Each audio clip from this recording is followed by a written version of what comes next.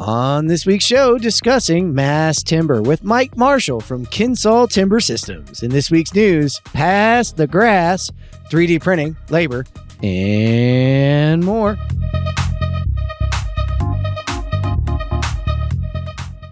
All right, we're back. Another episode. I got Tanis with a fresh new microphone there. How are we doing, Tanis? Fantastic, Jeff. Good to be here this week. I just got back from San Antonio, Texas, so I enjoyed a week of sunshine. It was awesome. And now I'm back on Vancouver Island. It's a little cold here, so I'm sweatered up today. I'm trying to stay warm. How you doing? I'm great, and I love those conferences in the warm areas. I just had one down in Denver, which wasn't exactly as warm as I was hoping, but it's not that far from the house. And then, I'm looking forward to a few more coming up. I think I'm going to be in Vegas, Orlando. I'm going to Dallas soon. In fact, by the time this one airs, I will have already been in some of those places. So I'm with you. It's time to jump out and go get warm, right? Absolutely. It's, it's wintertime. It can get a little dull and dreary, especially out on Vancouver Island. It rains so much here. I'm also going to be in Vegas here soon for a conference, so I'm looking forward to soaking up all the sunshine I can. I feel like we're crossing over. In fact, this might come out after that, but I think we're crossing over at ConExpo, ConAg, and AGC National Convention, aren't we? I think so. Yeah, we might pass each other in the air on airplanes, but we'll wave and say hello. Yeah, a little ConTech crew in midair high five. And by the way, I'm gamifying the crew. And by the way, to all the other fantastic guest hosts that I have, Tanis is kicking all of you in the pants with bringing on cool people and doing the show notes ahead of time. All the things that, none of us over here love to do when it comes to notes. We love great guests, though. So, Mike, welcome to the show. Thanks. Happy to be here. Appreciate the invite. Thanks, guys. I think it's going to be a great conversation because Tanis is always bringing us new things. So we are going to jump into Mike's background in a minute and get into that interview. But before we do, we got to pause for the cause. I'm here with Sasha Reed from Procore.org, and we're here on the Pause for the Cause. I'm really interested, and I wanted to bring out some of the partnerships that we're adding here at the ConTech crew. So why is it important for shows like ours and industry partners like you to really come together and tackle mental health awareness and the suicide issues that we have in the industry? It's a great question. And I think the thing to keep in mind is whenever you're talking about something as substantial as suicide awareness and as alarming as to statistics around construction being the second highest rates of suicide in industry, we'd be fooling ourselves if we thought that this was a one-player fix, meaning that it just takes one silver bullet or one easy button to solve this challenge. This is a multi-threaded challenge, if you will, and it's really something that is the responsibility of all of us to lean in, to raise awareness, to provide tools and resources, to up-level conversations we have around, in construction, we're pretty much, hey, what's my job require me to get it done at any cost? Well, we now see what the outcome of that is. So I think it's important that we partner together to really have a unified voice around why mental health awareness is important, why it matters, and how we can frankly do better as an industry. It takes each of us leaning in to really create that. I think you're absolutely right. And that's why we're changing the name of the cause for the show for the Pause for the Cause, so that we can really go after and we're not leaving preventconstructionsuicide.com and Cal Beyer. Cal started us on this awareness path. And, to me, it's like, we've been looking at the symptoms for so long. It's time to look at the source of the problem itself. And so that's what we're going to be doing here at the Pause for the Cause. You never know who's going to show up. If you're listening in and you have resources and you want to bring it to us, bring it to us. This is a free partnership. It's going to take us all pulling in the right direction. And it's what I'm passionate about here and what I think the entire crew is. And you at Procore.org are as well. So you just go to Procore.com/safety-qualified. But watch, we might soon have some more resources on thecontechcrew.com. Sasha, it is so awesome to sit down with you. I'm excited for our partnership. And listen, I want to let everybody listening in know that there are resources at Procore, but there's always preventconstructionsuicide.com. Or if you need help right now, dial 988 or text from your mobile phones for instant help. All right. Remember, we are back on YouTube. Check out youtube.com/@the ConTech Crew. We got new shorts going out. We got the full episodes with crazy video. Who knows? There might even be a surprise or two out there. So take a look. At the ConTech Crew, we focus on technology that solves industry problems. And we've always believed in our sponsors. So much so that I went to work for one of them. So today, I want to talk to you about Join. Every construction project is a unique prototype. And it's actually shaped by thousands of decisions that impact the owner's business case, design, and the budget. Today, the communication driving these decisions is disjointed across all the stakeholders. Work happens in email, Excel, estimating, resulting in delays, waiting for decisions, waiting for access to information, and sometimes that information is outdated and incomplete. Managing the expectations of the team and keeping the project moving forward is a constant challenge, and a lot of times drives skepticism amongst the contributors. Join empowers general contractors to build with confidence and maximize the potential of every project by connecting these owners through new workflows that fit into your existing processes. We bring design teams and trade partners into a single platform. There's transparency and collaboration in the decision-making, which builds trusts and sets projects up for success. You might be asking yourself, do you need another tool? Well, let me tell you, Join fits in seamlessly with your processes and your other tools. In fact, we're here to help those other tools. Regardless of your estimating system or your project management process, Join will be a valuable added resource without disrupting those other systems and your teams. So listen, put your spreadsheets on ice and leave your email behind for the decision-making platform for the built environment. Learn more at join.build. And we're back. All right, Mike Marshall, CEO, Kinsol Timber Systems. Tell us what that even means. Give us a little bit about how you got here. Yeah, sure. Happy to. And again, thanks for the invitation. We think what we do is pretty consequential in the building community and important for the environment as well. So, I grew up in a logging community in Washington State. I'm an American by birth, and I became a dual citizen in Canada here very recently. So. I grew up in Washington State in a logging community. My dad was a logger. He was a contract logging manager for Boise Cascade for 30 plus years. And so I kind of grew up in that world. And it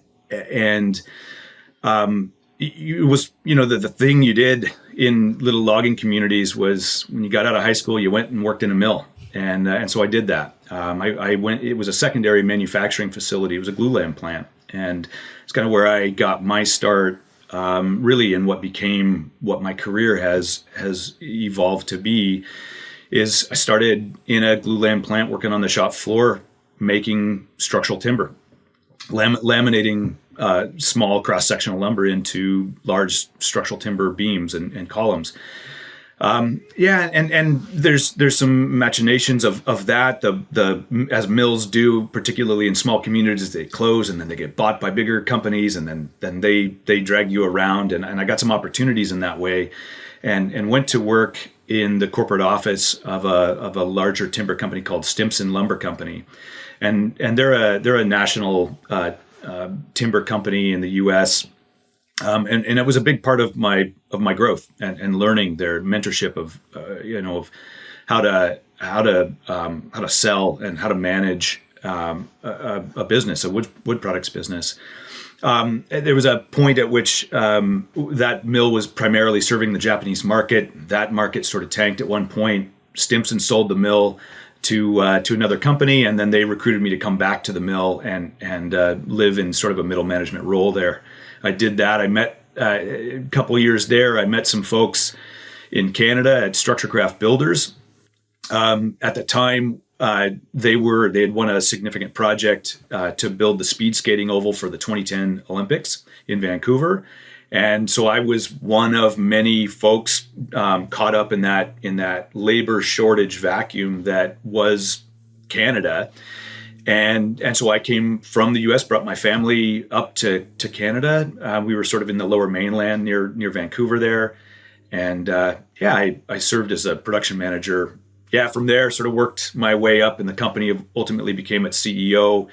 And then, at some point needed to branch out and do my own thing. Wanted to work for myself and test my own limits. Got that opportunity in early 2017, partly out of necessity / desperation, but also like I always knew that was what I wanted to do. And then the market just created the opportunity for me to make a decision. And I joined up with a business partner. We bought the assets of a company that had gone out of business. That's where Kinsol Timber Systems started. And it's been a good 6 years so far. That's a great run to get here. We see so much of the history being, kind of coming from some sort of a family connection to what you're doing. And also, kind of an understanding from the depths of, kind of from the ground up, how it's done, right? Like this is where wood and lumber and timber systems start, is logging. And you got to start at how you're going to get that stuff and where it's going to go. So I'm interested, what does Kinsol do now? And especially, I'll let you tell me what Kinsol does, but I'm also going to do a little something and pivot you just to explain a little bit of mass timber too, and what you guys are doing, because I don't think it's well enough understood. So let's start at, what does Kinsol do? And then maybe a little bit of the, what would you say it is? Jeff, I think it is probably one of the most important questions in our industry, and it doesn't get asked. And I think I've got 4 kids, and so I see lots of meme stuff happen. And there's a meme where I forget the actor he's from. Anyways, the meme is it's kind of too late to ask. I'm too afraid to ask. That's like, people are afraid to ask what mass timber is, and so. Like, I love to talk about this because it's misunderstood. And maybe just to sort of backtrack a bit, Kinsol, our origins are timber framing, just that simple, like traditional timber framing. So this is sawn timber, 10 by 10, 10 by 12 timber cut from a round log into solid sawn timber and wood to wood joinery. Those are our roots. The next level is what we regard as heavy timber construction, which tends to be glue laminated columns and beams in post and beam assemblies, those kinds of things. So, that's the evolution of businesses like ours. And then today, and really this is just in the last 3 to 5 years, this evolution towards mass timber, that part, we've been a boutique industry in timber framing and heavy timber construction. And I'm sure we'll talk a little bit more about this later in the podcast, but that, yes, we've made our living there for decades, but it's really, really boutique-y. With the emergence of mass timber typology, it has opened the door to significant construction projects that demand a significant amount more timber in them and a much higher degree of sophistication around the building contractors. And that is where Kinsol lives today, is, probably 80% of our revenue is driven on straight mass timber installations, where Kinsol is a team of carpenters. We will travel to a site. We will receive the product supplied by others. It doesn't come through our contract. We will take possession of that product on site and stand it and connect it. That's principally what we are. The other 20% is a variety of things. It's a mix of the more conventional stuff, traditional timber framing, heavy timber construction, and then on a very, very tangent, on the corner of our desk, we have a playground company that does natural playgrounds out of yellow cedar reclaimed logs. That's probably for another podcast, but that's what Kinsol does. Mass timber. It's important that we think about, people think that mass timber is cross-laminated timber, CLT, or glue lam. It isn't. That is not a sufficient answer.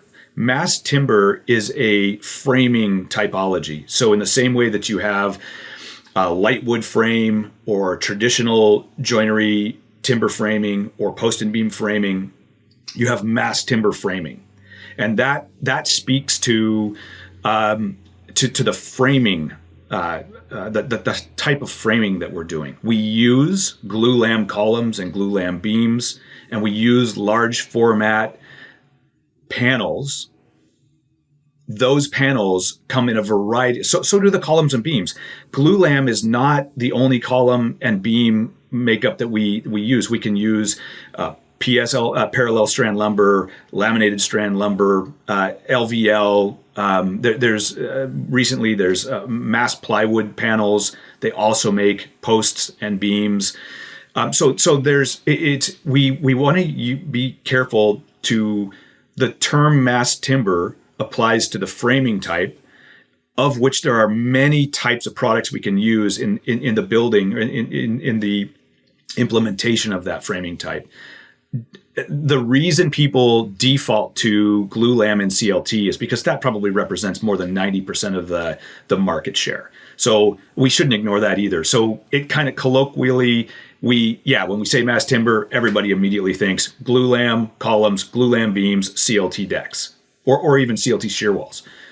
And yes, they're not wrong, but it's a little bit more nuanced than that. So tell me a little bit, and I'm going to pass it to Tanis here quick, but to the people listening in, like we've heard a run through now of kind of what it is, but what is it an alternative to on the other side? Because I know it's an alternative methodology to other, I don't want to call them classic, but other existing methodologies, because I want the people listening to start to crank their brain on why this is starting to become something we talk more and more about, and you're going to hear more about. I would say the most immediate thing that it is an alternate to is concrete buildings. I think it is an important distinction. It's one that I think, like I always try to make, that yes, I'm an advocate of timber, and I would, I want to see buildings designed and built in timber, but all building materials serve valuable purpose. We can use CLT or mass timber in the core, meaning the lateral system of a building, but it's not best suited for that. We absolutely want to build buildings that have concrete cores, particularly in our high seismic zones, to which we bring the mass timber structure. Steel also has real benefits to bring structurally, and in my mind, each material has benefits, has pros and cons, and I'm happy to live within the pros and acknowledge the cons of building with timber. Timber simply can't do some of the things that concrete and steel can do. And vice versa. Timber delivers benefits that steel and concrete can't.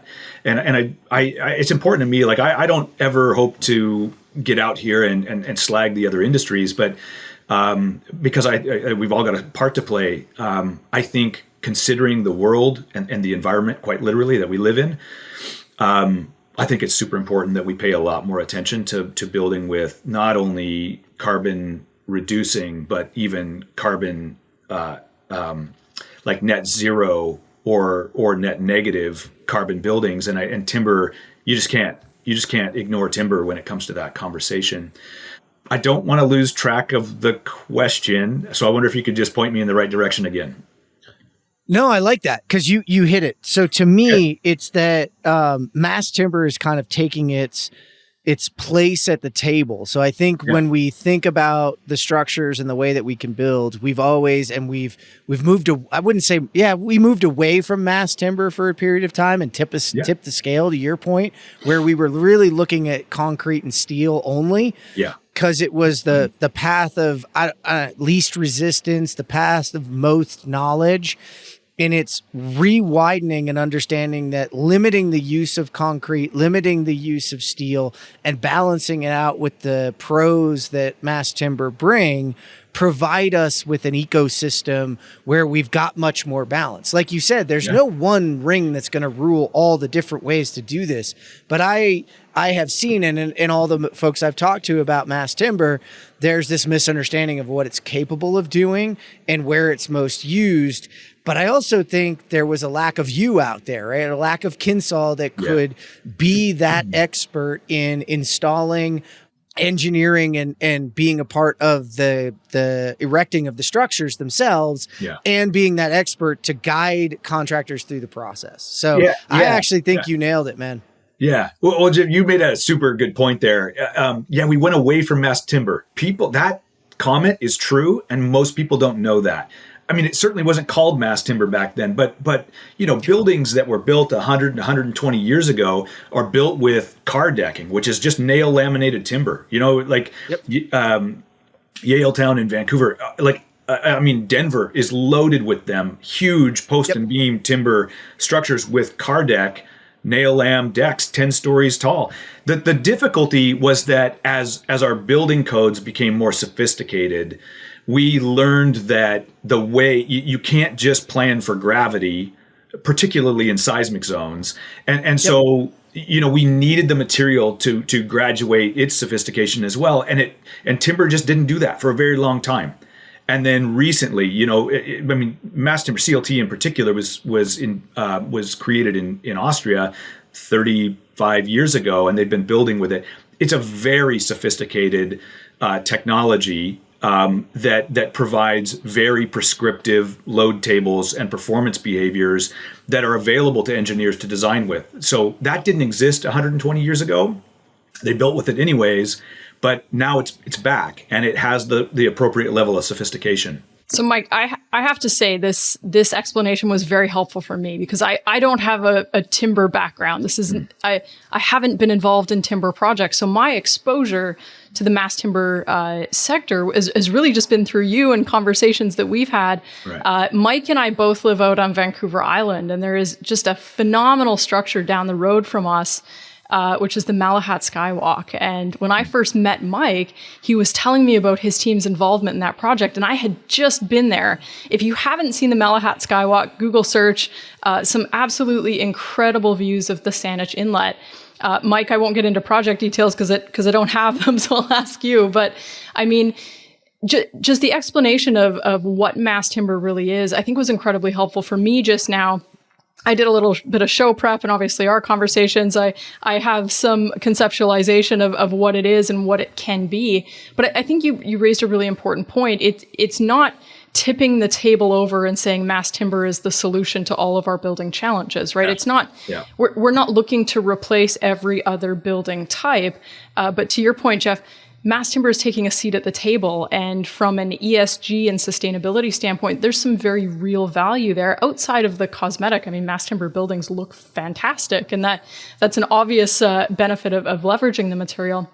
But I want to re-highlight that point, because taking the seat at the table is exactly what this is all about. And whether we're talking about technology or innovation or building systems or design, it's all about balance, right? There's no one ring that's going to rule them all. It's about finding the right application at the right time. And the Malahat Skywalk is a fantastic example of that. So 2 questions in one. Mike, can you tell us what a day in the life at Kinsol is like? What does your average day look like? And can you share any more info on your insight on the Malahat Skywalk? Yeah, absolutely. I mean, maybe to take them in 2 parts. I mean, a day in the life of Mike Marshall is, I think probably it would look like I'm probably just, stuck in the ruts of every entrepreneur that has ever lived on the planet. You start a business, you take a very lofty title, probably more for marketing purposes than anything. But the reality is that your day to day is you're a jack of all trades. I can remember a time, again, we're only 6 years old. My business partner and I have both served as construction laborers on job sites. I can remember standing in a 1.5 meter deep hole, tamping gravel next to one of my supervisors. And it was literally just a capacity issue. And I can remember watching Steve actually up at the Skywalk. There was a super aggressive opening schedule on that project for big reasons. Like it's a tourism attraction. It's dependent upon the revenue it makes. And so, like my business partner, Steve Stevenson, like he was just a constructor, like cutting up construction debris, hauling it to the dumpster. I mean, we've done that. We've served had stints in our finance department and in operations and business development, all while trying to keep an eye, on the helm and make sure the ship's pointed in the right direction. And we do that better sometimes than others.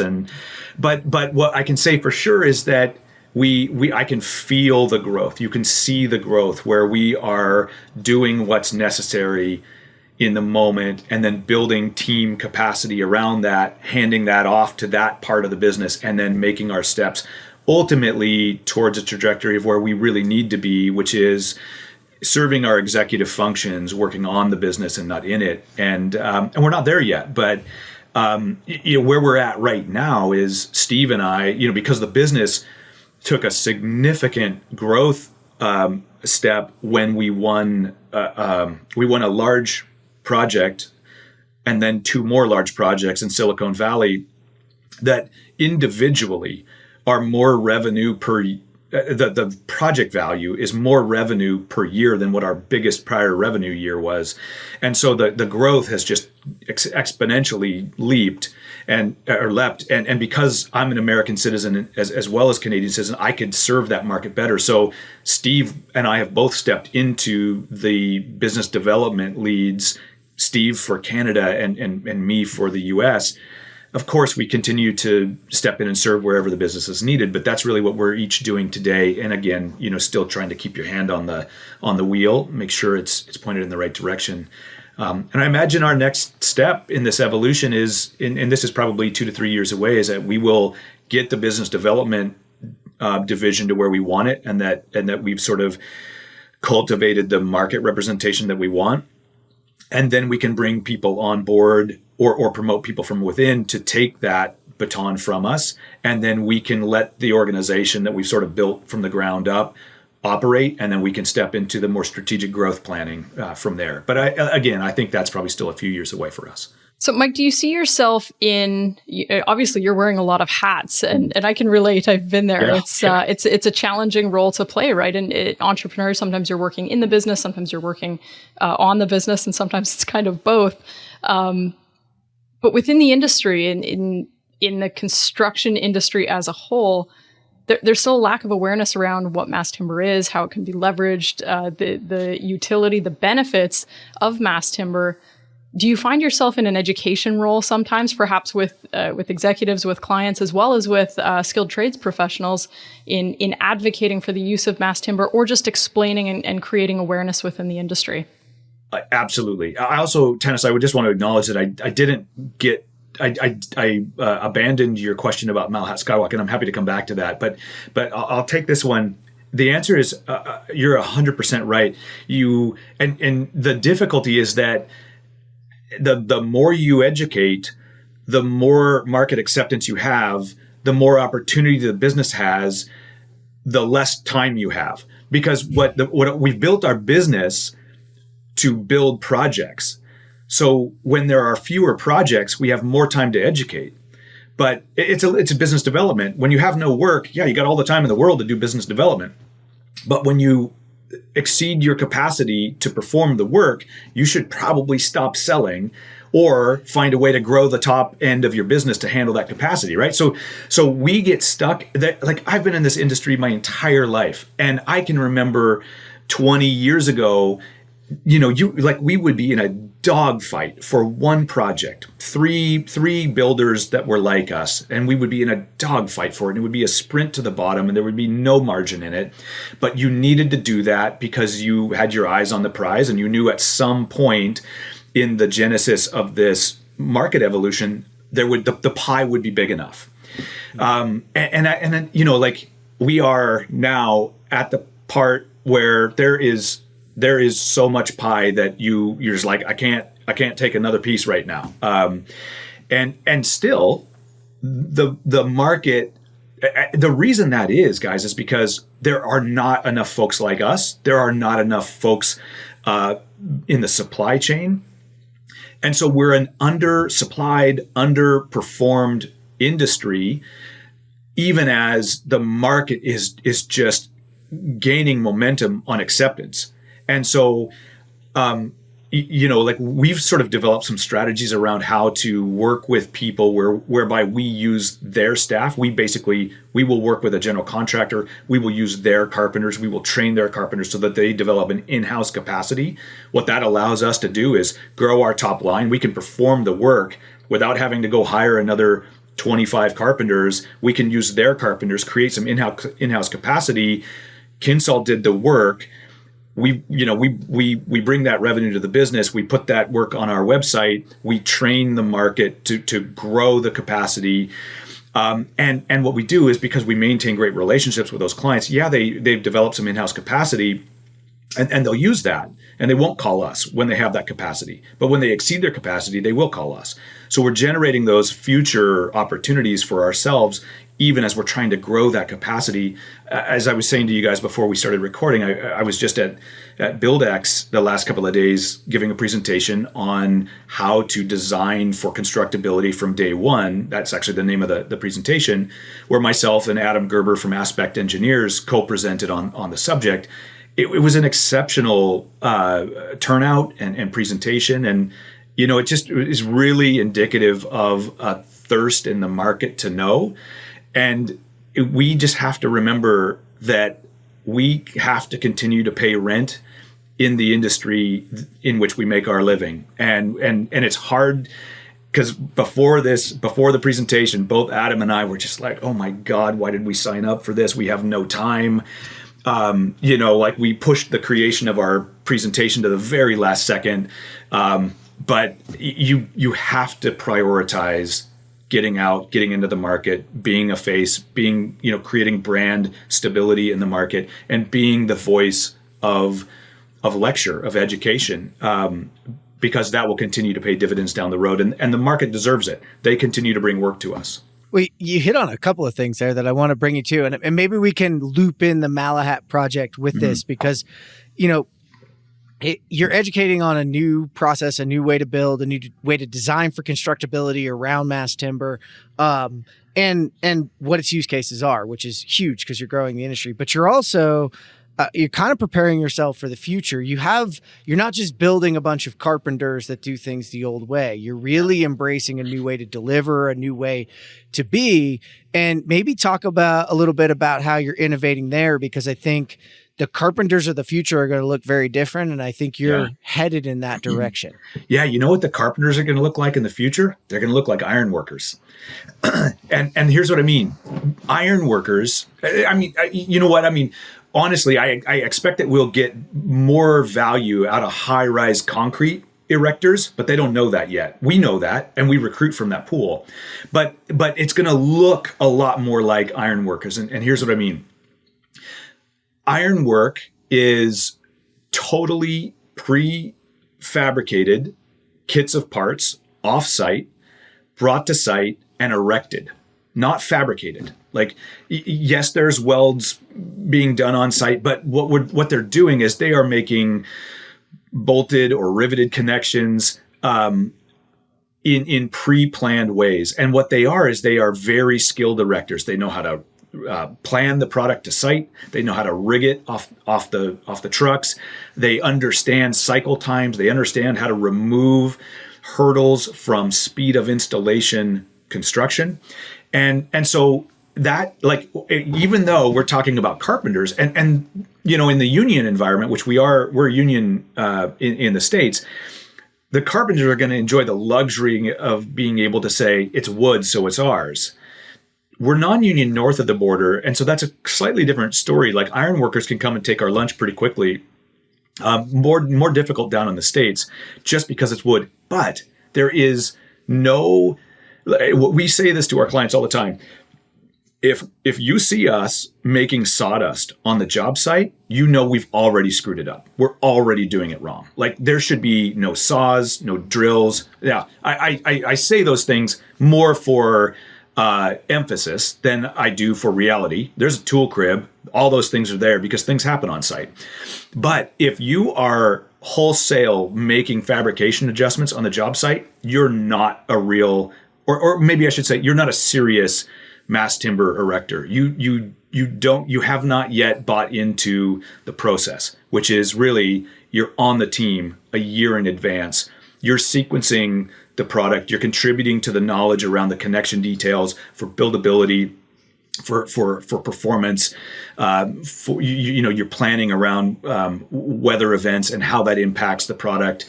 All of this knowledge is baked into the evolving design. It limits the high number of RFIs that just plague our industry.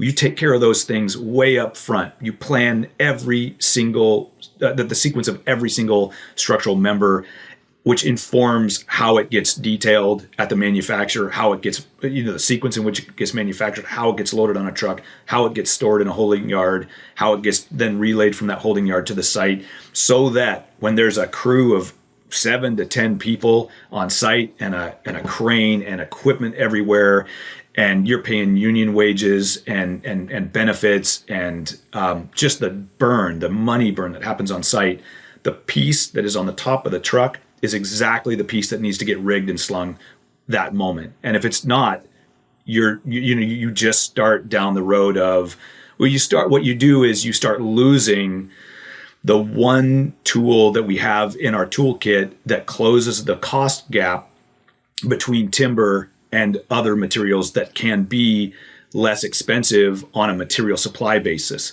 We can erect significantly faster than steel or concrete. And that helps us close that gap in cost and make it more cost competitive.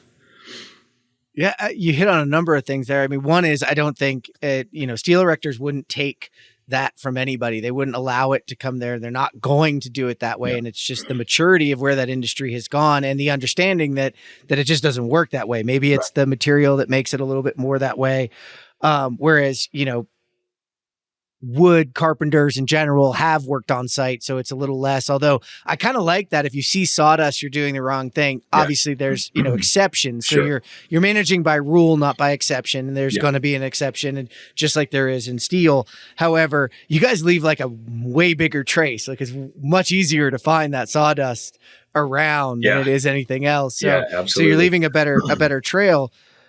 But you're really talking about, the maturity of the way that you do it and the speed in which you do it and the number of people in which you do it. Yeah. And we're always looking to drive offsite manufacturing, the design for manufacturing and assembly techniques that are required. Mm-hmm. But it does require you guys are in earlier and sooner. And you might have those problems now, but I have this theory that in the future, you're not going to have those problems, especially because, hey, look, we're pushing towards a cliff. We can't get enough people. We got that in the news later on. Yeah, so, absolutely. This is a huge component to why you build with mass timber. It's much smaller crews.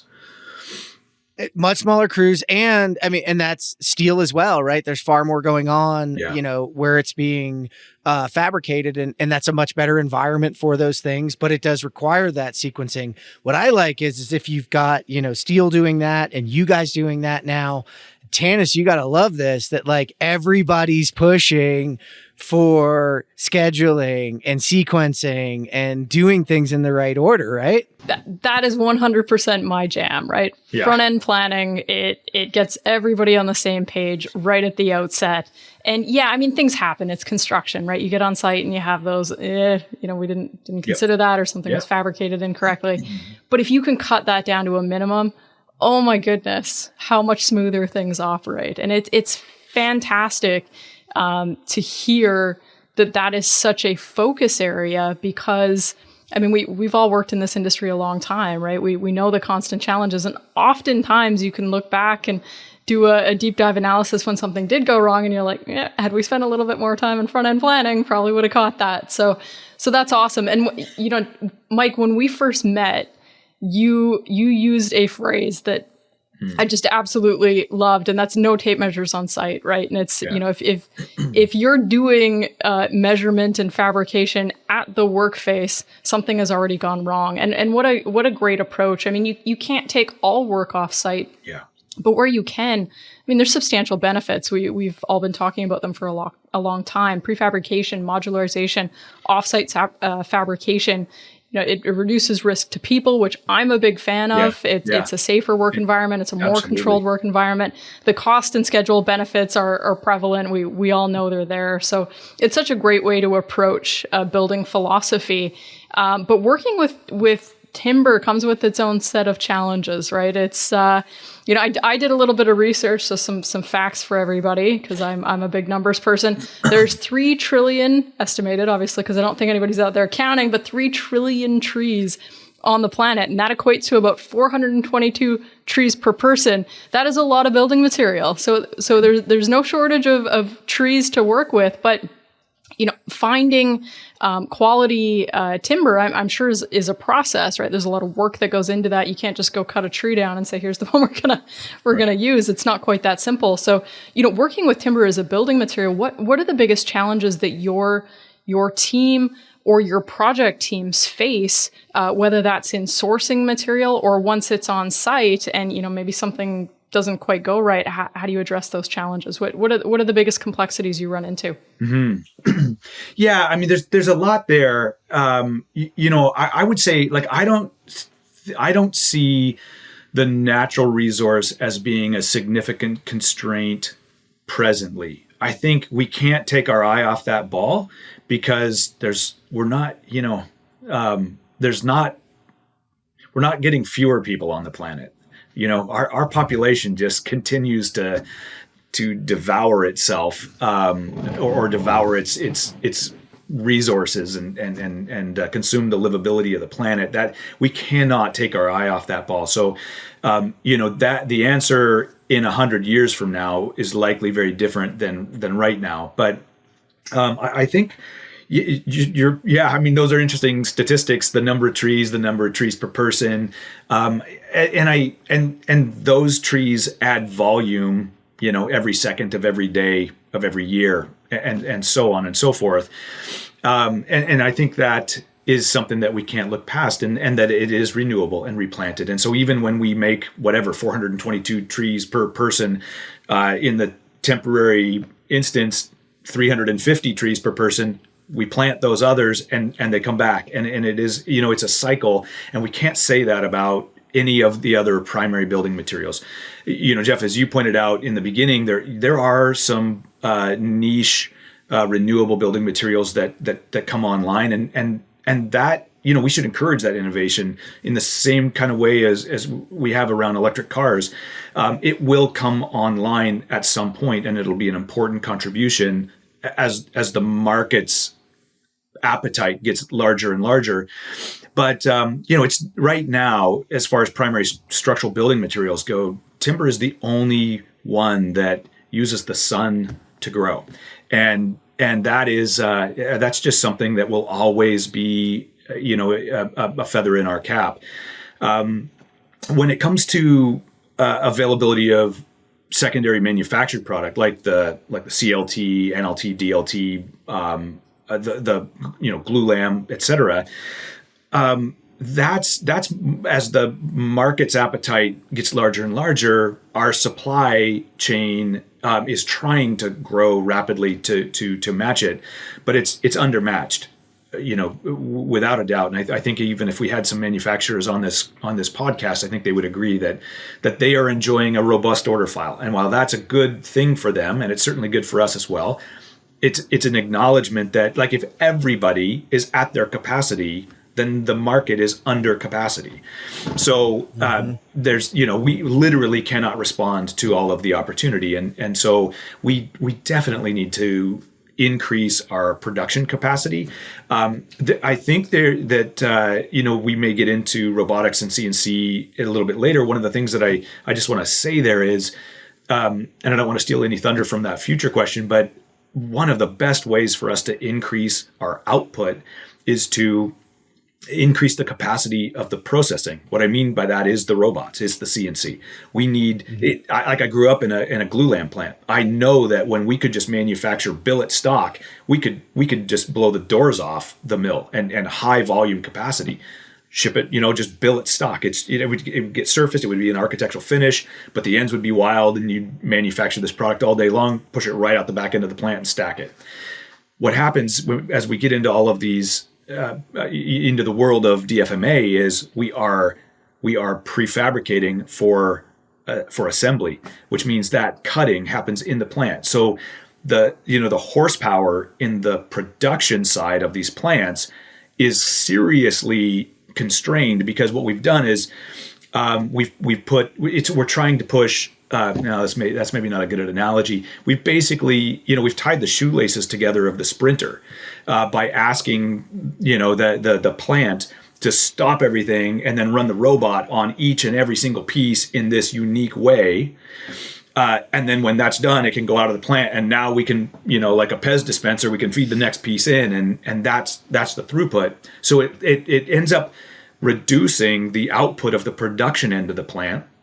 And so if we can help manufacturers increase their internal processing capacity and add a secondary, or I suppose by this time it's kind of a tertiary level of processing outside of their facility. So like this middle group, and it probably could be folks like us, builders who could add the capacity, CNC capacity, to receive billet stock and then process that outside of that plant.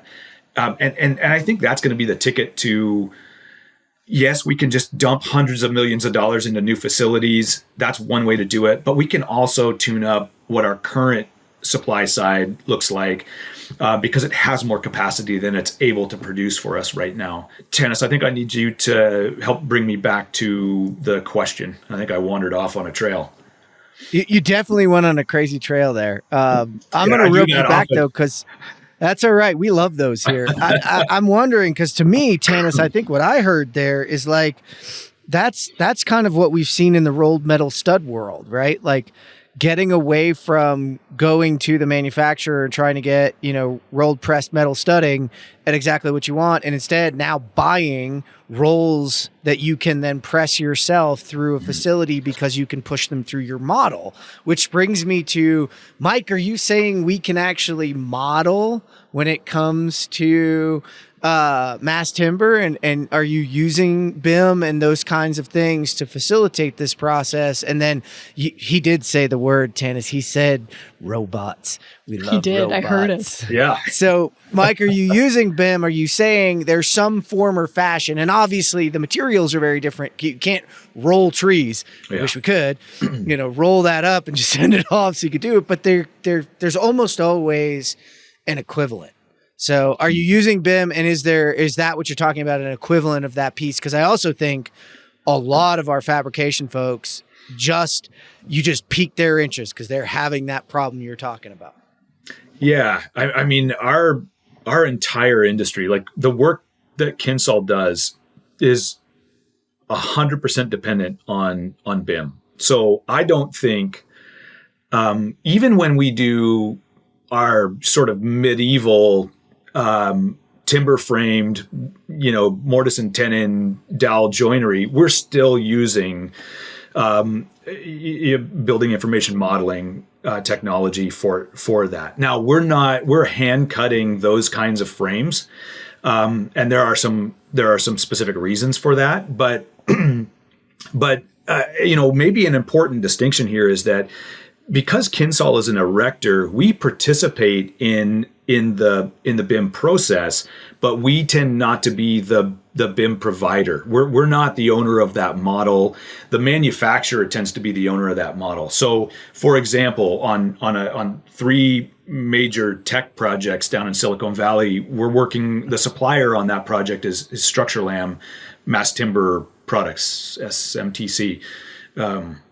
Structurlam Mass Timber Company, I think. Anyways, they so they have a robust internal BIM department, and that we participate in the creation of that, or we contribute our knowledge during the creation of that model, but we are not ourselves performing that model. That model then exports directly. It's written in machine code that serves directly into the robot. So, we do occasionally when we work in sort of the north of traditional timber framing, but south of mass timber, like heavy timber construction, where we are the supplier and the installer. We control that BIM process, and we'll do that in-house. We still, because Kinsol is not equipped with robotics or CNC equipment, we still hand cut the majority of the product that we cut in our shop. But the majority of what we do is mass timber installations that is robot cut off site and then brought to us and our crane. But like, I think about, again, just back to that, if we're making sawdust on site, you're doing it wrong. You can't make that statement and not be wholly dependent on BIM. Everything has to get coordinated with all of your subs, your mechanical, your electrical, your plumbing, your structural steel, your concrete, all of these trades. The scaffolding or shoring suppliers, where frequently our product is supported in the temporary condition by shoring towers, which is designed and supplied by others. That contractor has to be on the team a year in advance to delivery of product to a site, and that is just such an unconventional approach. Increasingly, it's an adopted approach, but we still bump up against teams that are there. They want the milk, but they don't want the cow. They don't want to buy the cow yet. And I think the reason is because they fear the loss of competitive pricing. And while I understand that, it's demonstrably a recipe for financial disaster to wait until the 11th hour to try to onboard your team for massively prefabricated buildings. Tanis, that had to be like, you probably want to, that's a new mic, so you can't really mic drop there for them because you don't want, well, you don't want to damage that thing. Yeah, it might be a little disruptive, right? It'd make a bunch of noise. I'd have to disassemble. It'd be all bad, but spot on. I mean, that digital thread is exactly what the entire industry is talking about, striving to achieve. And it sounds like there's some pretty substantial success in this sector, right? Because if you were not modeling accurately, if you're not doing constructability, if the front end planning process isn't there, and you're pushing all of that work downstream to on-site teams that are then working with big timber structural members and having to do the fabrication on site, that's a very inefficient, ineffective process. And Mike, to your earlier point, the cost benefit of that is just not going to be there. You're not going to be competitive with other building products. So it forces you into a situation where technology is central to what you do. And, Jeff, I'm kind of wishing that was standard across the industry, right? Because there's still a lot of dialogue with project teams globally around, do we really need tech? It's a small project. Is the cost benefit going to be there? We'll just stick build it. It's fine. We've been doing it this way for 100 years, and that process continues, right? Obviously, different approaches to that. Some organizations are highly digital, and some are not. So everybody's at a different place along that journey. But I love the digital thread, right? And pulling those stakeholders into the production of data, the movement of data, the utilization of data, and the governance of data. So everybody's working with that digital thread, and it's digitally transmitting downstream from one stakeholder to another. It's a beautiful thing when it works. Absolutely. On that note, though, Mike. Yeah. So you're using BIM. BIM is central to what you do. I love hearing that. That just gets me excited. And I'm sure listeners are like, yes, every BIM enthusiast out there, that you're speaking to them. You're pulling on their heartstrings. Robotics, though, because I have to ask. Yeah. There's a real skilled trade shortage in our industry. We're all talking about it. Yeah. Robots are often brought up as a potential solution to that skilled trade shortage. Do you see robotics playing a substantial role within the mass timber space in the next 5 years, either to address skilled trade shortages or for other project benefits? Yeah. And I think about it almost in the same way as I think about BIM itself. And look, as a business that employs high-skilled carpenters who, when they put tools to timber, the financial consequences are significant. You need them to be high-skilled. I can tell you that we are desperate to try to find folks to join our teams that have that capacity. What we're finding is there's just not a lot out there, and so the prospect of trying to buy billet stock and bring it into our shop is increasingly a risky kind of decision. And this kind of goes back to that conversation where I was talking about increasing the processing capacity of the secondary manufacturers, the laminators, and then creating a tertiary level of processing that has got to be done with robotics, because like and just to sort of put a point on it, we don't just look for skilled trades locally or even regionally. We look for them globally. And it is still a monumental hill to climb to try to bring enough skilled trade on board. So I absolutely think that robots are necessary. A, for capacity, B, for precision. Robots can make mistakes, but those are generally the mistakes of humans. It got baked in. The mistake was somewhere upstream.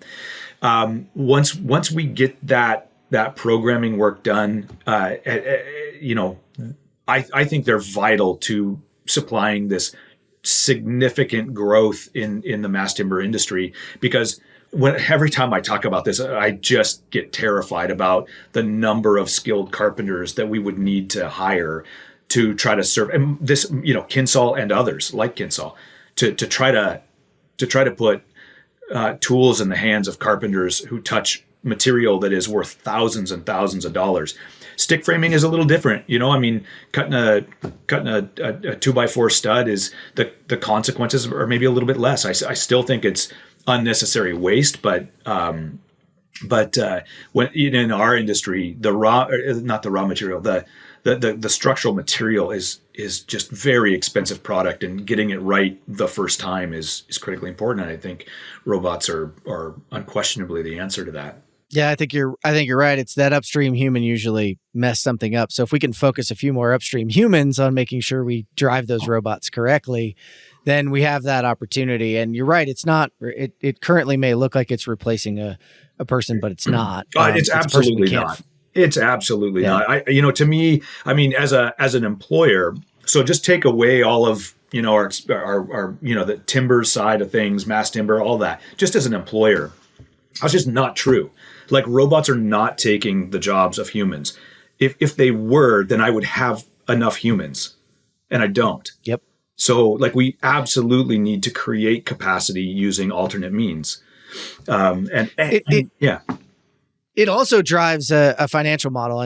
That's some of the things that, Josh Bone and I and others have really dug into and tried to educate on, is it's usually also the lowest return and least, I wouldn't call it least skilled, but least rewarding position that you are automating and allowing humans to do jobs that are more higher paying, more rewarding, more thoughtful, and provide more for you as a business. I know it's strange, but you talk about grocery stores, self-checkouts were fought against for years, and they're starting to realize that if I replace those with automated checkout, self-checkout, and I replace those people, the baggers and the checkers, which is pretty much the lowest spot for a person to work, they move up to stockers, to pre-prepared foods, to higher paying, more value jobs that they get more reward from. And oh, by the way, they get the throughput of the business to go faster because more people can check out. They can buy more product, which can drive a higher volume, which drives the business to grow even more. So there's a complete switch that has to happen that has not happened yet. And I agree with you. And I'm going to have to move us on to the news, but I feel like, Tanis, we have to go down the road somewhere here and have this discussion about, I think, as we flatten and change the way that we build in general, that, Mike, what you're talking about are, I'll use Amazon-like facilities in major areas where enough of this work is happening that not only does your stuff go through there, but possibly other multi-trade systems, whether it's racking systems of electrical, mechanical, plumbing. I even think you're going to see drywall and framing with the same type of things, enclosures with the same types of things. You're going to see this new new market. I think it's the new manufacturing that we kind of talk about. It's this tertiary market for doing exactly what you're talking about, because the supply chain is broken in almost every one of our verticals that support the built environment. And if we don't make a shift, we're not going to meet the needs. And like you said, we're slowing down population growth for the first time, but that's a relative number. Yeah, like it's absolutely. still, we're still consuming the world. Yeah. Yeah. It's still a lot of freaking people. It's slowing down. Yeah. But it certainly isn't skidding to a stop by any means. And it's certainly not changing the needs. So man, I'm stoked. I mean, bringing on mass timber, and I know people listening in were like, what are you doing? And I'm like, this is Tanis. I can't thank you enough for bringing Mike along. Mike, you're going to stay with us because we're going to roll into the news, and I think it's going to really line up with what we're talking about. So, hey, thanks for tuning in. We're about to roll over. Stay tuned as we get into the construction technology news of the week. All right, Tanis, what do you have for us? All right. So my first news article, I'm actually going to touch on an interview that you did recently with Fred Mills. Big fan. So Fred, if you're out there, shout out to you. Quite enjoyed your interview. But you guys talked about 3D printing and tech that was maybe hyped up and didn't quite hit that hype. I feel you, Fred, on the 3D printing front. And there was a recent article from Construction Dive titled "Why 3D Printing is Still Flat in Commercial Construction." And frankly, I do a lot of work in the industrial space. We don't see a lot of 3D printing either. So lots of hype. I mean, lots of potential, but we're just not seeing it out on site in broad application. This article was quite interesting because the reasoning behind not seeing 3D printing prevalent in commercial construction is actually building codes, which I hadn't really thought a lot about, but makes quite a bit of sense when you're looking at material utilization and acceptance of that type of material in building infrastructure. There's regulation around that. It takes time to get approvals. And once you have the formulation right, you can't change it. So that creates some building complexities for commercial builders out there. So 3D printing, still lots of excitement. I see tons of cool YouTube videos, but we're just not seeing the application out on site. Lots of case studies, lots of pilots, but just not being used broadly. It's not moving the needle yet. Jeff, what are your thoughts?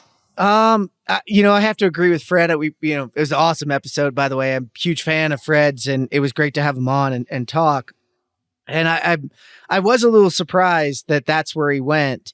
But ultimately, I think you have that hype curve. You have the natural progression, the overinflated expectations, and then the trough of disillusionment. I think part of the trough of disillusionment for 3D printing is when we hit the heavy hype cycle, we never really identified the super use cases where they were going to work really well. Yeah, I think building codes, and we've seen building codes when it came to the problems with like bricklaying robots, right? We had to wait and watch for Australia to finally allow and approve and do a facility down there. And we still haven't really brought that here. But building code, we can push that through and make it happen. I don't think we found the big reason. I think, we had IPEX on, Apis Core on not too long ago. And, they're starting to kind of deal with some of the same things Mike's talking about. Like, they've got to create trucks and things to drive these things around to print. Now you've got one that prints on stories that we've covered. It just hasn't found its niche, but it's got to continue to have investment and it's got to continue to innovate. I just don't think we've seen the one. I mean, I was completely wrong. I always thought like it would be a just-in-time materials type thing where, how many times does some sort of fastener or hydraulic component or something that we missed stop us from continuing construction? And wouldn't it be great? And I got that because I was sitting in an Autodesk University event and they were doing it behind me, right? And kind of doing it. But then I realized like, wait, they did that the whole time I was here. I could have probably driven to Home Depot and gotten that part by then or whatever supplier. So maybe that's not the use case. Mike, I'm kind of wondering like 3D printing, you're out in a new space that's grown from an old thing into a new thing. What are your thoughts on 3D printing? Yeah, guys, I don't know that I have a lot to offer here. I mean, I see I see a few videos on YouTube of 3D printed concrete houses in South America. That really is about the extent of my experience with it, and I'm not sure that I've got a bunch to add for your audience. Well, I think that's what's an interesting point, right, Tanis? Because it's us, people still like us. I think we're still on the point of inflated expectations, right? Like it hasn't even trough of disillusionment is where Mike's like, oh yeah, I got a printer, and this thing that just did not do what I wanted, So I think what you do there, Mike, is capture a good moment that it just hasn't reached where it should. So I'm with you, Tanis. What else you got for us today? In fact, I think I know what you've got for us. Well, just a last point on 3D printing. So I remember seeing a 3D printing video on YouTube, and it was like, I want to say 2011. And I watched it the first time and I said, there's no way this is real. This has got to be fake. And I watched it again, started doing a little bit of research, and my immediate reaction was, this is going to completely change our industry. Because to your point, Jeff, you're missing a gasket, you can just print one. Cool. Mm-hmm. It's going to be much faster than having somebody run around and search for it. Until we realized how much time that actually takes, it wasn't quite as fast as we thought it would be. And to your point, you could have gone down to Home Depot for some of those smaller off the shelf items. So we're not there, but we're making progress, I guess. And I agree, we need to keep investing in the space because there is potential. We're just not at the place where it's seeing broad application yet, but still some very relevant use cases. And I mean, the housing market is a big one, right? There's quite a few people globally that lack, not just sustainable housing, but housing overall. Having a roof over your head in some countries is a luxury, and that 3D printing application, I think, has the potential to create habitats for those individuals who don't have, and especially in remote areas where building materials are just not prevalent. So lots of potential there. My next article, Jeff, I'm super passionate about. The last time I was on the show, you and I had a good discussion around AI, and that led to a discussion around data and the data challenges we face in construction. They are very real, very prevalent, and the whole industry is talking about them right now. This is not a news article, but it is an article, and it was actually published a little while ago, but MIT, the Sloan School, title of the article is Decisions Not Data Should Drive Analytics Programs. And I think that encapsulates our entire last conversation. Data-driven sounds great in concept, but if your data is bad, you are going to drive to places you don't want to be. And if you think about a highway, I often use the analogy of bowling because I'm terrible at bowling. And if you have the bumpers on either side, the ball will stay in the lane and you look like a good bowler. Data is exactly the same analogy, right? If you can put bumpers on your decision-making process and use the data that's available to keep you within those bumpers, you're going to make good decisions. If you just put a blindfold on and try and sense where you think you should throw the ball. I've seen some funny videos on YouTube of people that bowl terribly, worse than I do, and they throw the ball at the TV or behind them or out into the crowd. That's what happens when you're data-driven without being decision-driven. So it's one thing to have good data. We need good quality data, data governance. We need data literacy within the industry, so individuals and stakeholders know how to use data effectively and can create value from it. But it really comes down to being decision driven and using data to inform decisions. And when we look at analytics programs, there's a lot of hype about analytics, right? Power BI dashboards, and everybody's got, on their mobile phone, they'll pull up a Power BI dashboard and start sharing metrics. But data is only valuable in context, and that context has to be framed by those who understand the business well. So some great statistics. There's also an embedded video. If you check this article out, it's fantastic. It'll be in the show notes. 32% of companies, so this was an Accenture survey, 32% of companies reported realizing tangible and measurable value from data. That's a whole lot of companies that are not recognizing value. So we've definitely got some improvement to do here, but the article was absolutely spot on. We need to get individuals involved in data curation, data visualization that understand the business, understand the decisions that need to be made, and can then source the appropriate data to help inform those decisions. And if you're decision driven instead of being data driven, you're going to realize much better outcomes from your data. And that was my key takeaway from this article. What do you think, Jeff? Well, and it's funny because I actually tried to cover this article a couple of weeks ago and I butchered it. And so when I saw you put it on there, because you posted it on LinkedIn and it created all of this, and it was like, hey, we just had that conversation, and Jeff and Tanis had this conversation, and I'm data informed, and I love the bumper analogy of bowling. I always say, if I go bowling with my daughter and I don't put the bumpers up, we all leave upset unless the beer was really, really good. Then Dad might be in a better mood. But other than that, nobody wins. You put the bumpers up. And that creates context, right? We fail to understand that data can inform us, but we as individuals understand the context of our business, the context of our projects, and the values of those projects themselves and those owners and those people that are asking us to deliver those things, right? And you can instantly drive yourself into a wall. And I love that this conversation is starting to go around, what's ugly? Governance. It ain't fun. Sorry, but it's the nitty gritty, right? This is like looking at football players and athletes of any type and having them make it look easy. What you fail to understand is they did not wake up yesterday that good at what they do. You look at a basketball player who's working with another one who puts the pass right where it should be. Well, that's hours and hours of playing together. That's hours of working on your passing abilities. It's all the nitty gritty, dirty things that nobody in our industry wants to talk about. And, I just came out of the AEC Integration Summit where we kind of surfaced some of this thing that's just super ugly. Data governance is not fun. Looking for quality data is not fun, and making sure that but I'll tell you, here's a little thing coming out of the AC Integration Summit that all of you can use when it comes to data and somebody pulling up those silly dashboards on their phone. And by the way, some of them are good. Ask the 5 whys. Just keep asking them why. You're going to get to a point about 3 questions deep where the whole thing goes like this.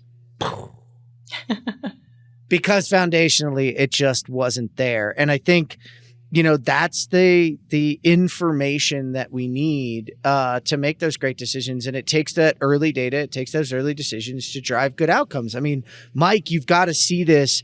You're talking about being a year in advance. You're talking about BIM. BIM in and of itself is just data, right? I always talk about this. It's a data twin, not a digital twin.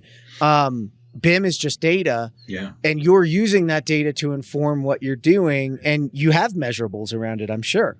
For sure. I'm just listening to this conversation, and though it is one of these technologies that eludes my understanding, what I'm left with is the feeling of, this is what it felt like 10 years ago when we were having the BIM conversation. As contractors, as a small business owner, you're just trying to find a way to make money. And then somebody comes to you with the idea of, spending 30 grand on this modeling software that will make your life easier someday. And you're just like, man, I'm just trying to find a way to make money with what I do. And then you slowly, you learn the value that it adds and you adopt it, you incorporate those into your practices. And I feel like that's where I'm at. I love the idea of decision-driven analytics. This is the piece that I think we feel as humans. Is like, how do I undo? Yeah, the sports analogy. Yeah, that professional athlete that looks like, you look at that and you're like, yeah, I could do that. And then you go try and you're like, I can't do that. Yeah, and then that's how we feel as humans. Like the decision capacity that I have through my experience, my lived world, that is valuable and unique information that I need to bring to the table. And it's so difficult to think of letting some of that go towards an AI kind of driven model. But I also believe, having lived through the evolution of the last 10 to 15 years, I also believe that it will be a more dominant component of our future, and probably not all that far out. I think you're right. It's that data informed piece that really, can take that lived experience through you. It's got to be like that for Kinsol itself. Like, I'm sure some of you, the contractors you work with, think, oh, look how easy that is. We put a couple of our carpenters on and they could do it. For sure. And then they go to do it and then they're like, whoa, hey, Mike, can you're really good at that. Can you come back here? And but that's fantastic. That's that natural progression. Mm-hmm. So, I love it. We need to have more of those conversations. I think we have to have and I do a whole talk, by the way, on data informed decisions that is really coming from this, Tanis. And at some point, hopefully we'll be in person where we can engage in a little more debate, because I love debating on this one with other folks, because I think it's one of those things, we bring the dirty secret to the surface and then we have a chance to solve the problem. Absolutely. Well, I'm going to take it over, because this one I actually read because I was like, what in the world is this all about? And, Mike caught it in the pre-show when I said it. It's Past the Grass, How Planet Aims to Decarbonize New Buildings. And no, this is not a hemp-inspired or marijuana-inspired. That's what I thought we were talking about. But actually, it's about a company called Planted, Plantd, that's actually come up with a new way, an alternative set of materials based around how to replace OSB board. So if any of you might not know what OSB is, although most of the people listening in didn't, it's oriented strand board. It's that board that you see behind the walls before you put up those nice finishes, etc. And those are right now, wood strips and adhesives. And they're not as easy to put together. They're using floors, roofs, furniture all over the place. And this is a sustainable alternative. And it's gotten a large investment now. It got $10 million in their Series A. But they have a $65 million post-money valuation, which is huge for this type of material and this type of change. And it's all around atmospheric carbon. One of the things we can't say enough is our sector is responsible for nearly 40% of energy-related greenhouse gas emissions globally, according to the International Energy Agency and Intergovernmental Group. And if you don't think regulation, change, new ways to measure, if you look at ESG and you look at the future, your assets that you are building will eventually be graded and on their carbon footprint, right? This is the change that we're going to see. It's not the cost of that building is going to change. The value of that asset, and we've covered this a lot, is going to switch. And it will not be as valued if it is not green. So I just thought this was a cool investment to see, especially given we had Mike coming on talking about another sustainable piece. I love that we're seeing sustainable. So Tanis, what are your thoughts on a different type of OSB board? I love it. Sustainability is a discussion point that comes up on every show we do, Jeff. We end up touching on sustainability in some elements, and you're spot on. The built environment has a carbon footprint. We're a very real contributor to the carbon footprint of all activities globally. And any way we can find a way to reduce that carbon footprint is worth exploring. And I think this is a great example. Mike, you referenced earlier that you're using a material source that grows through sunlight and it's replenishable. And while we may have 3 trillion trees on the planet, 4 trillion trees is even better. And it's a source of material that we can replenish and grow and contribute to. It's good for everybody who lives on the planet, so all of us, but certainly good for the industry as well. I love this. I love that the organization is getting investment, because that means that individuals are seeing the business value in it, but the ESG value is just as significant, right? And we're starting to see a lot more organizations, especially startups and entrepreneurs out there focusing on sustainable building. And if we're bringing that carbon footprint down from 40% to something much less, 11% of the global greenhouse gas emissions are resultant just from building materials and construction. So if we're taking just that material component and condensing that to something less than 11%, that's fantastic. I'm a big fan of this. We were doing some look-throughs on Google in the pre-show. I think there's a lot of opportunity here. And I think this is something that the industry should be excited about. Yeah, I agree. Mike, what are your thoughts on these type of alternative materials in general? Yeah, well, we need them. And I just can't miss the analogy, the 3D printing, and like the greatest 3D printing that happens on planet Earth is the organic growth of material. Like, it happens when we sleep. Our trees grow volume. I don't know a lot about planted what the product is, but it's a cellulose based product that it's growing when we're sleeping. Like, it is printing product 24 hours a day. And to me, like, those two stories align to, that it's growing, and it's doing it by absorbing carbon out of the atmosphere. And to me, like, I just think those two stories, come together and form really what will be not only the future of building materials itself, but really what becomes the lungs of the planet for our kids. And that, as a father of four, that is pretty meaningful stuff to me. I'm happy to see these folks doing this work. I like that. Tanis, I think Mike just fought Fred Mills without us realizing it. The Earth is the world's largest 3D printer. Hey, I don't so want there any you enemies. go, Fred. Oops. No, I'm just doing that to I think it's cool, man. I think you're right. I never thought about it that way, that, it is a 3D printer, right? I mean, heck, some of the times the way it takes 3D printers, how long it takes them right now to build things, it's about the same to grow things too, if we grow them right. So hey, there you go. I like it. And you're right. We just need all of those alternative materials. So Planet, if you're listening though, you never know. There's podcasts out there that might want to talk to you. I don't know. Maybe. Who knows? On to the last one. I'm going to do this briefly because this is just not a surprise. Construction's labor gap tops 500,000. That is right. 500,000. We are growing and growing, and it is bleak. We aren't going to meet the demand. Look, they say, how are we going to meet it? I'm going to tell you right now, we're just not going to meet it. That's just not how it's going to happen, right? We're going to literally have to transform the way we do business, how we do business, where we put those people.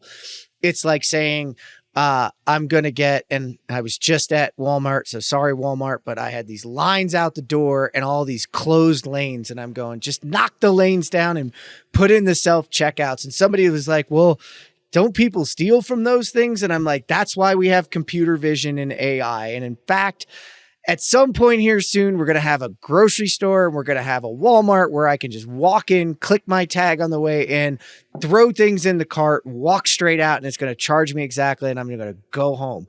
And that's not going to limit what we do. It's going to put people where we need them. So when I go to the shelf, I don't have to awkwardly climb up to the top myself and grab something off the top because they don't have stockers to get that stuff for me. Because yes, that is the experience I just had. And I think it's the experience of construction. I think Mike and his team, really exemplify that, right? Like, there's far fewer people that are erecting what he's doing to facilitate this process of manufacturing. Yes, there's a step that in this step up, it's been created that, hey, we need this other facility, but it's a step up and it's a way to answer the problems, right? It's a way to look at those things a different way. Tanis, I know you're looking at it this way. How are we going to do this? We're not, right? Without a fundamental shift in what we do. So there's a huge labor gap. We have the lowest unemployment we've had, which means it's just going to keep growing, and I don't see it slowing. So, Tanis, what are your thoughts? I think you're spot on, Jeff. I mean, how do you overcome a labor gap that is that substantial? It's not. This is not something we're all going to sit in a room one day and say, "Aha, there's the answer." It's much more systemic than that, and there's a few contributing factors to it, right? We've got the retirement of baby boomers.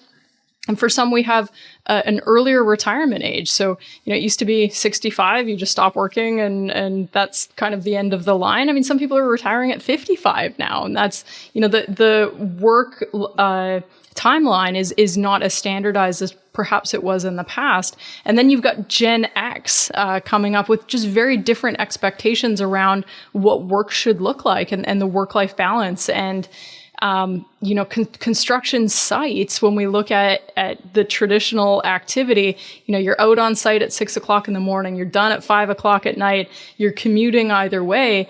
For somebody who doesn't want to work an 11-hour shift, they might look at construction and say, it's not for me, right? So the recruitment challenges become more substantial as Gen X is entering the workforce, and their focus is less on I'm going to go to work, I'm going to generate as much financial capital as possible, and more so on work-life balance. And that conversation is really prevalent within the talent community and the human resources community. These generational changes cause just a very different focus in work priorities. And, construction is going to need to make adjustments in order to meet those expectations of the workforce that's coming into the industry right now. So, this is something that, we've been talking about for a long time. And it's not, I asked the question earlier to Mike about robotics. His comment was, it's not going to fix the problem. And I completely agree with that statement. It's not as simple as just deploying technology and saying that'll get us there. Technology will help, it will assist, it will improve productivity, which can reduce resource demands, but it's not going to overcome this substantial gap that we're facing right now. So, there's the attractiveness of construction as an industry. We need to get out there. We need to share our story. And I think we're doing a good job of that now.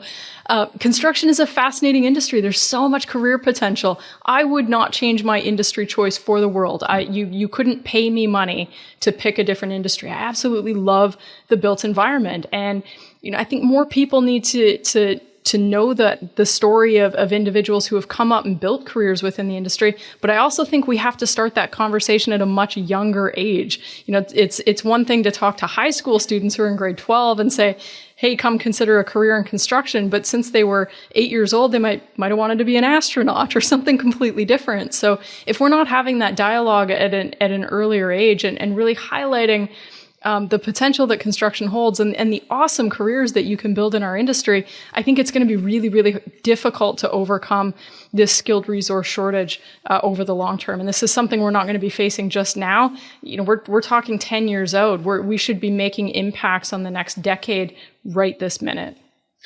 You're absolutely right. We need to bring BIM. We need to bring shop class. We need to bring all that back to our education system. Absolutely. And as a thing moving forward, you're going to see in a couple of episodes we're going to have Tyler Campbell on. He's got some ideas on it. We just got off a podcast with Ariel Castillo and Stephen Poppy, and we talked a lot about it. I think actually there's a unique piece coming, and maybe we'll sit down at some point and talk about this. But I think Gen Z is actually super well suited to come into our world and to be very, very successful because of the certain things that you talked about. And given some of their experiences that they've had, they're ripe for making a difference. And we make a difference. We make an impact. It's visual and it's tangible. But if we do it the way we've always done it, well, they're going to leave us too. So it's a little bit of a challenge for all of us. Mike, I really want to thank you. I wish we had a little bit more time, but we really don't have a ton of time left. So I want to just thank you for coming on. Mm-hmm. It's been awesome to get to know you and to learn more about, and thanks for opening my eyes to what, mass timber was. I got to ask the stupid question, and I always love that. Yeah. Thanks for having me, Jeff. I appreciate it. Thanks. And Tanis, thank you for the invitation. Appreciate it a lot. Thank you. Tanis, it's awesome to have you on. Thanks for, as always, bringing great guests and beating up on your co-hosts over there and just showing them that they got to chase you. Always a pleasure, Jeff. Thanks for having me on. Looking forward to the next one. And thanks, Mike. Great interview today. I really enjoyed it. Thank you. Yeah, and I'll wave at you in the air. Thank you for tuning in today to geek out for our interview with Mike Marshall. To read all our news stories, learn more about our guests, and to listen to this show, visit thecontechcrew.com. This is the ConTech Crew signing out. Until next time, enjoy the ride and geek out.